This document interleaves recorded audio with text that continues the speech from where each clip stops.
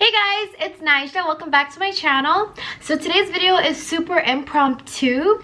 It's funny, I actually had to pray before I hit that record button on today's video because I want to talk about a topic today that obviously is like an unpopular opinion. But source told me that this message needs to get out there faster, and I think it's beginning to get out there. But not fast enough, and so I wanted to go ahead and put this out there. I'm nervous. I'm nervous because I feel like for the first time I'm directly talking to like brown people, black people specifically, and what I wanted to talk to you guys today about is how our community has been infiltrated by the deep state. This has happened so long ago. We have been obviously preyed upon, and when I say we, I do mean black people, brown people, people of melanated descent. Even if you don't consider yourself to be brown or black, this is what we're talking about. We're talking about we're gonna start with the music industry, which I already made a video kind of about the entertainment industry and how there are a lot of agents and people in this industry that are hired or basically plucked up from the deep state or from you know, dark Kabbalists, whatever you want to call it. Yeah, so basically our community has been infiltrated. The music industry, our music has been infiltrated. Our voices have been infiltrated. Our you know, like so many things have been overthrown. And I wanted to bring this up again because obviously with everything going on in the world right now, a lot of people are waking up. A lot of blinds are being removed, and people are starting to actually get things and try and understand things and understand that the world that we thought we were living in has been overthrown a very long time ago. So yeah, okay, so when it comes to the music industry, and specifically rap music, trap music, hip-hop music, so we think that the people who are at the top of these industries, or who are like the big faces or the main people of these industries, are where they are because they're just super talented and because they make good music. No, in actuality, and of course my camera wants to die, give me 1 second.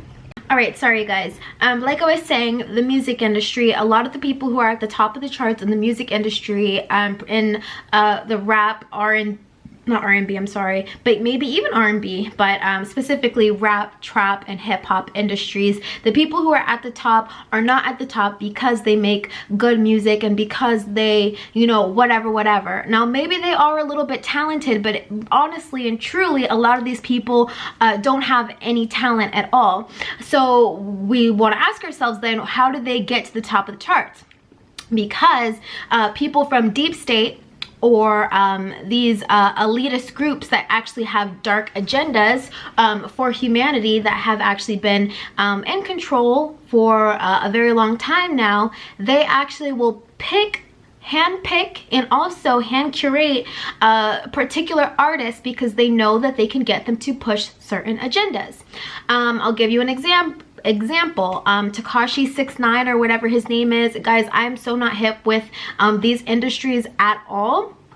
I'm not, because I just don't listen to that kind of music, because I realized early on my journey that music really does affect your frequency and your vibration. And the reason why they specifically are targeting these audiences, people who listen to rap, trap, and hip-hop music, is because they know that they are predominantly black people or of African descent. Notice how they're not trying to infiltrate the I don't know, country community because, you know, that's just not who their target people are. They're specifically trying to target brown people, okay? And this isn't to say that only brown people listen to trap, hip-hop, and rap music. Obviously nowadays a lot of people who are not brown people listen to our music now, and they kind of actually are herding themselves into this group or this trap that they have originally set for brown people, okay? So yeah, I'm really trying to like wrap this up with a bow. I usually come with notes, but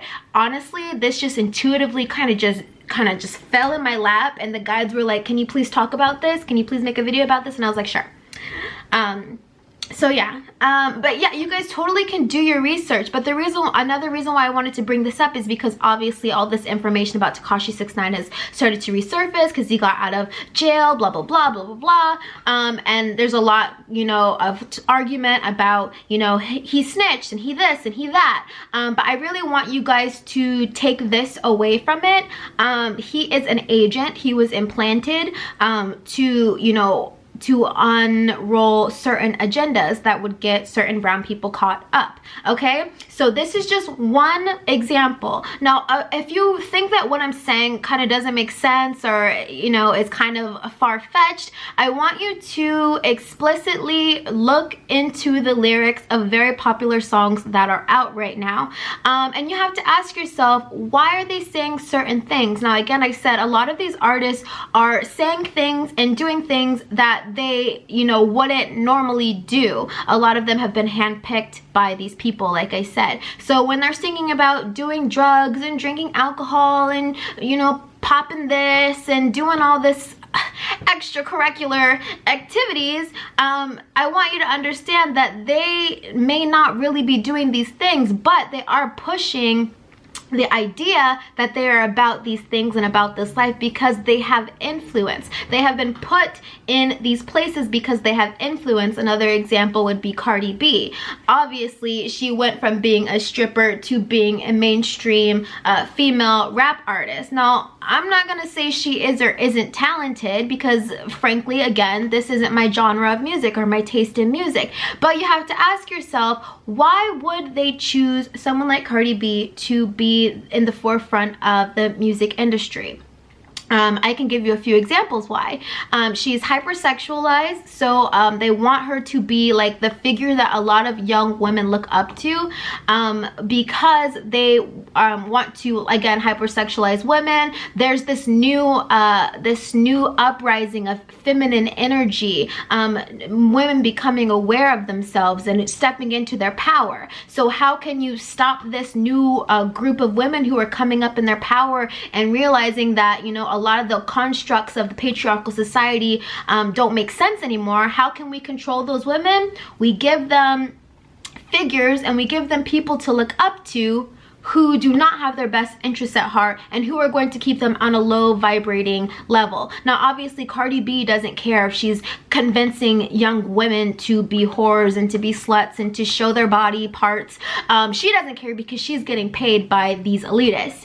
Why you should care is because we're literally all being played. Well, I'm not being played because I see right through this, but a lot of the people in our world and in our society are being played. You are allowing these celebrities, these music people, to make you act a way that you wouldn't otherwise behave, and that is why they hand specifically pick these types of people. Even Nicki Minaj, I'm sure she was picked, and maybe, you know, she kind of lost her flair or lost her pizzazz, so they had to upgrade her with the newer version of the, you know, sexy somebody, which was Cardi B. Notice how a lot of these female artists are coming out kind of have the same exact look.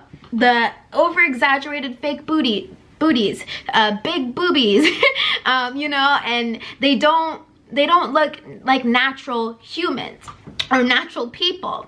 So you just really have to, I'm literally just making this video so that you guys can question why some of these things are happening in our society. Why do you think that they're singing about these things? Because they want to keep people in a certain frequency or in a certain mindset.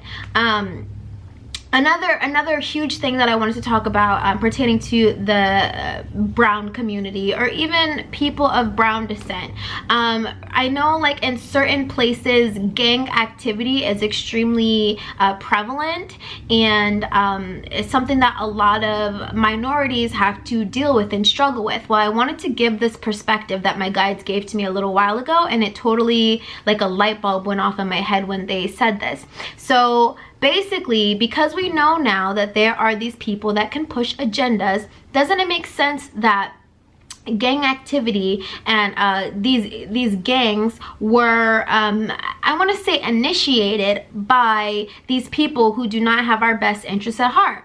Now, these days, obviously, the beef is between brown person to brown person, or Spanish person to Spanish person, or brown person to Spanish person, or, you know what I mean? Like, they kind of make us look at each other like, you're not a blood, you're not a Crip, you're not a this, you're not, so you're my enemy. But we're the same, okay? We're the same people. So I find it's very, very, very strategic that they want certain gang activity in certain places, because if you think about it, gang activity kind of holds a space in the community. Obviously, people aren't gonna buy up the property if it's a bad neighborhood. People aren't going to, you know, want to visit these places, flock to these places. So if you think about it, these bad neighborhoods or sketchy neighborhoods, gang-infested neighborhoods, really the elitists or the people who are posing agendas are basically initiating this activity, basically saying, let's start one up here, let's start one up there, let's start one up here, let's start one up there. And they themselves are not starting it up. They are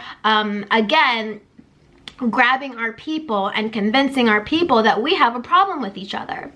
Our problem is not with each other, okay? But again, they want this activity, they want to pop up these battles in certain neighborhoods because it's a placeholder. It holds a place, okay? And then eventually, when they're ready to sell this place or sell this space, sell this city or this little area, they just clean it up. So it's like they keep certain places in poverty and keep certain places gang infested and keep certain places like a Section 8 and very low living conditions. They do that on purpose because they need to hold that place or hold that space, and then eventually if the right investor comes along and they have enough money and they say, you know what, I want to buy that bad neighborhood, okay, they're kicking everybody out who, you know, was participating in that paradigm of, you know, gangland. You know, they're just gonna kick them out, tell you guys, find somewhere else to live, you're not gonna live here anymore, and then gentrify the city. So if you think about it, they're using gang activities to keep people out of certain places as space holders or placeholders, so that whenever the right investor comes along, they can just kick everybody out the place, buy up the property, and, you know, put businesses and whatever they want to put into these cities.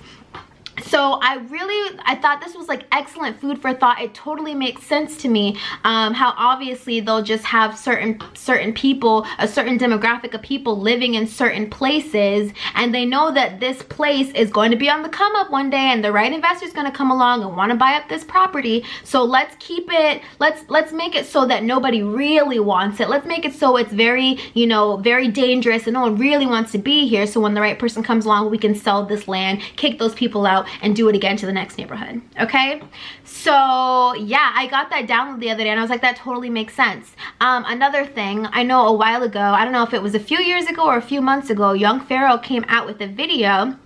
Really love his channel, you guys. If this topic is interesting to you, definitely check out his research, because he does go into depth about everything that I'm talking about today. But yeah, he made a video not too long ago basically exposing the Black community, or exposing a lot of Black celebrities and people that we think that we can look up to, and how they're just pushing agenda of these elitists. And we think, oh no, they're Black, they're for us, they're for us, they're for us. But meanwhile, these people have just been given a check and told, okay, this is our agenda. Can you push this for us? Can you say this? Can you do this? Can you act this way? And I'm sorry to say, Some celebrities don't even know what they're doing, and a lot of them do know what they're doing, but they're not gonna obviously tell people, yeah, this is really what's going on. For example, like Jay-Z does a lot of things that are coded, a lot of hand gestures that are coded. Beyonce does a lot of hand gestures that are coded. Are these people for us? I couldn't tell you because you genuinely don't know, but I will say a lot of people in the entertainment industry have been hand selected and handpicked, and I would not trust them to be advocates of anything. Even Oprah Winfrey, as crazy as it to say, you know, she might be one of those people. So I just want you guys to keep your eyes peeled, keep your eyes open, keep your ears open, okay? Stop singing these mainstream songs that are really causing you to sell your soul. Stop singing these songs that are low vibrational and that are not helping you at all. Last thing I'm gonna say, have you ever noticed how some music, some like rap music, trap music, hip-hop music sometimes has like a very eerie feel to it? You can sense these things when you listen to it. Music carries a vibration, okay? So you know, like when you're listening to a good song, maybe that's like a 432 hertz song, and you feel good, you feel you feel yourself being restored on a cellular level, your vibration starts to raise, you feel happier. Well, when you listen to certain songs, trap music, rap music, certain hip-hop songs, they have been curated specifically to give off a certain pitch and a certain frequency to put you in a certain mood, either to agitate you, upset you, provoke you, make you want to fight somebody, make you want to shake your butt if you're a female, make you want to suck D, you know, like just saying all or doing all kinds of crazy things that are out of character for you. So I really want our people to be cognizant and understand that this matrix was not set up for our success. And honestly, we have, you know, a lot of power in our voice. Have you ever been to like a Baptist church or like any type of church and you just listen to the melanated people sing? Like, oh my God, it's so etheric, it's so magical, they really fill the space, like the vibration is high, and it's a really amazing, beautiful feeling. And I don't even go to church anymore, but I do remember there's something so powerful about our voice. I really believe that these shadow people or these deep state people know that there's something to our voice, and there's something to the power that we have, and they're using it to their advantage. So I really want us to take our power back, use our voices to our own advantage, create our own music. What a lot of people don't know about the music industry is that, you know, it's a hierarchy. And people aren't really famous for the right reasons. They might be famous for child sacrifices, and famous for doing homosexual activities, and famous for, you know, selling out their family members. Like, there's a lot of diabolical things that go on behind the scene, and we think we're just singing a song talking about all kinds of craziness. Like, I hope I got it all out. I hope it all makes sense. I really want you guys to do your research. Know that our community has been infiltrated, and I'm just spreading this message so that we can become aware and stop listening to these traitors, okay? These traitors, okay? I don't even want to name people, but like there are a lot of people that we listen to who are traitors. Travis Scott, Kanye West, all kinds of people, and it's so sad because we love their music, but you really have to listen to the messages between or behind these songs. And that's basically all I'm gonna say. Do your own research. Ask yourself, how do you feel when you listen to certain songs? Do you feel like you want to be promiscuous, or do you feel like you want to, you know, make the world a better place? It's that simple.